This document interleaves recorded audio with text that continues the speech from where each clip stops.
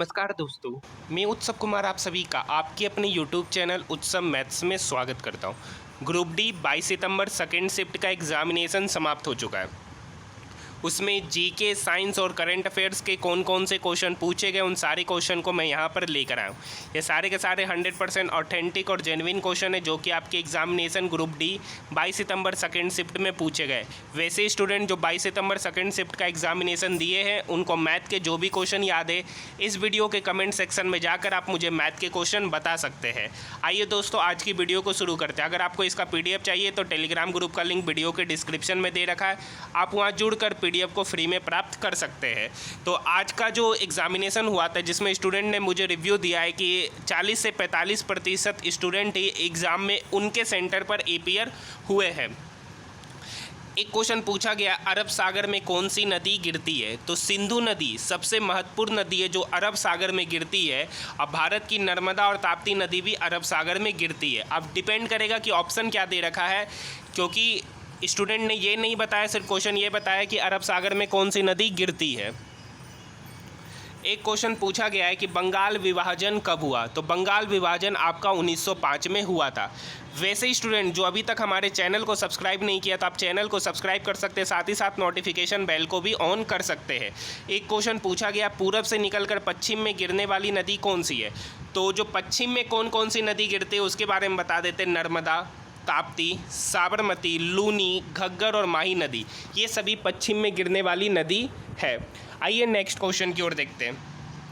Next question हमारा पूछा गया, शांति स्वरूप भटनागर पुरस्कार किसे दिया गया? तो शांति स्वरूप भटनागर पुरस्कार 2021 जो है वो आपको जो गणितज्ञ थे साकेत सौरभ जी को शांति स्वरूप भटनागर पुरस्कार दिया गया। ये क्वेश्चन पहले भी पूछा जा चुका है। एक क्वेश्चन पूछा गया, भारत नवाचार सूचकांक में रैंक पूछा गया। अब क्या रैंक पूछा गया है? तो भारत नवाचार सूचकांक 2021 में 17 प्रमुख राज्यों की श्रेणी में कर्नाटक जो है सबसे अव्वल रहा है, तेलंगाना दूसरे स्थान पर और हरियाणा तीसरे स्थान पर रहा है। आयोग के इस सूचकांक में राज्यों के स्तर पर नवाचार क्षमताओं और परिवेश की पड़ताल की गई है। एक क्वेश्चन पूछा गया है, ब्लीचिंग पाउडर का फॉर्मूला क्या होता है? तो ब्लीचिंग पाउडर का जो फॉर्मूला होता है कैल्शियम CaOCl2 होता है, जिसको बोलेंगे कैल्शियम ऑक्सीक्लोराइड। कैल्शियम ऑक्सीक्लोराइड इसे कहते हैं। इसे बुझा हुआ चूना भी या क्लोरीन गैस से तैयार किया जाता है। एक क्वेश्चन पूछा गया, चंदौली राष्ट्रीय उद्यान कहाँ है? तो चंदौली राष्ट्रीय उद्यान जो है वो आपका महाराष्ट्र में है।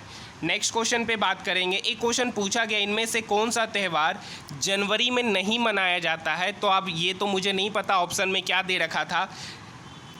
एक क्वेश्चन पूछा गया, लाल बहादुर शास्त्रीय संस्कृत विश्वविद्यालय कहाँ है? तो ये आपका नई दिल्ली में स्थित है।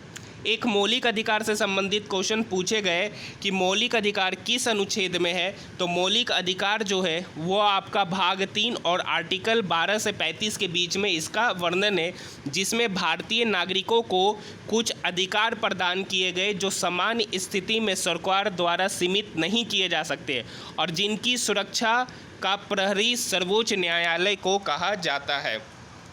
एक क्वेश्चन पूछा गया, जब 2 मैग्नीशियम प्लस O2 को रिएक्ट करवाते, जब मैग्नीशियम ऑक्सीजन के साथ रिएक्ट करता है तो 2 MgO बनता है। ये अभिक्रिया दे रखा था, तो पूछा था कि ये कौन सी अभिक्रिया है? तो ये संयोजन अभिक्रिया है। एक क्वेश्चन पूछा गया, वित्त आयोग का गठन किस अनुच्छेद में है? तो वित्त आयोग का गठन जो है आर्टिकल 280 में इसका गठन किया गया है। नेक्स्ट क्वेश्चन पूछा गया, धात्विक गुण कहाँ से कहाँ जाने पर बढ़ता है? तो कुछ ऑप्शन दे रखे थे कि कोई प्रभाव नहीं पड़ता है, तो इसका सही उत्तर होगा धात्विक अभिलक्षण आवर्त में घटता है। आवर्त में जब हम लेफ्ट से राइट जाते हैं तो धात्विक गुण बढ़ता है, क्योंकि पता है कि इधर सारे के सारे तत्व धातु होते हैं और इधर जो ऐसे जाते हैं तो अधातु होता है, तो इधर से इधर जाने पर धात्विक गुण घटेगा और समूह में नीचे जाने पर बढ़ेगा और ऊपर से जब हम नीचे जाएंगे तो बढ़ेगा। अब क्वेश्चन क्या दे रखा था? इसमें जो क्वेश्चन पूछा गया था वो 4 सेंटेंस दे रखे थे कि कोई प्रभाव नहीं पड़ता है, आवर्त में बाएं से दाएं जाने पर बढ़ता है, ऊपर से नीचे जाने पर बढ़ता है और दाएं से बाएं जाने पर घटता है। कुछ इस तरीके से दे रखा था, तो इसका सही ऑप्शन था कि ऊपर से नीचे जाने पर बढ़ता है। नेक्स्ट क्वेश्चन, एल्केन का फॉर्मूला क्या होता है, तो ये सभी को पता है कि जो एल्केन का फॉर्मूला होता है CnH2n+2 होता है। तो क्वेश्चन यही नहीं पूछा था कि एल्केन का फॉर्मूला क्या होता है, ये पूछा गया था कि एल्केन का फॉर्मूला से बताइए कि जब n का वैल्यू 2 होगा तो कौन सा एलिमेंट बनेगा, तो वो बनेगा C2H6। और C2H6 को इथेन कहते हैं। एक क्वेश्चन पूछा गया था जब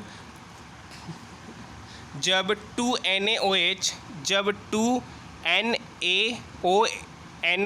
को जब H2SO4 के साथ रिएक्ट करवाते हैं तो क्या बनता है, तो ये जो रिएक्शन करेगा तो वहाँ पर बनेगा Na2SO4 प्लस 2 वाटर बनता है। क्वेश्चन ये पूछा था कि ये कौन सी अभिक्रिया है, तो यहाँ पर आप देख सकते हैं यहाँ पर एसिड है और यहाँ पर बेस है, और जब भी एसिड और बेस आपस में रिएक्शन करते हैं तो उस अभिक्रिया को उदासीनीकरण अभिक्रिया, न्यूट्रलाइजेशन रिएक्शन कहा जाता है। एक क्वेश्चन आपका एग्जामिनेशन में HIV से 2 क्वेश्चन पूछे गए हैं।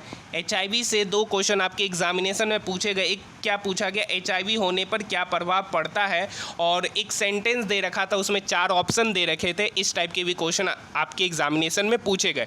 देखिए आज उत्तर लेंस से आपके एग्जामिनेशन में क्वेश्चन पूछे गए, उत्तर लेंस से आपके एग्जामिनेशन में क्वेश्चन पूछे गए जिसमें आपको फोकस दूरी निकालने को कहा गया था। तो आपके एग्जामिनेशन में अभी भी पेपर का जो पैटर्न है बिल्कुल वही है। फिजिक्स से न्यूमेरिकल्स पूछा गया है, केमिस्ट्री में बात करेंगे तो आपका रिएक्शन से और सूत्र जो फॉर्मूला पूछा जाता है, और पीरियोडिक टेबल से ही आपके एग्जामिनेशन में क्वेश्चन पूछे जा रहे हैं। तो वीडियो पसंद आए तो चैनल को सब्सक्राइब जरूर कीजिएगा।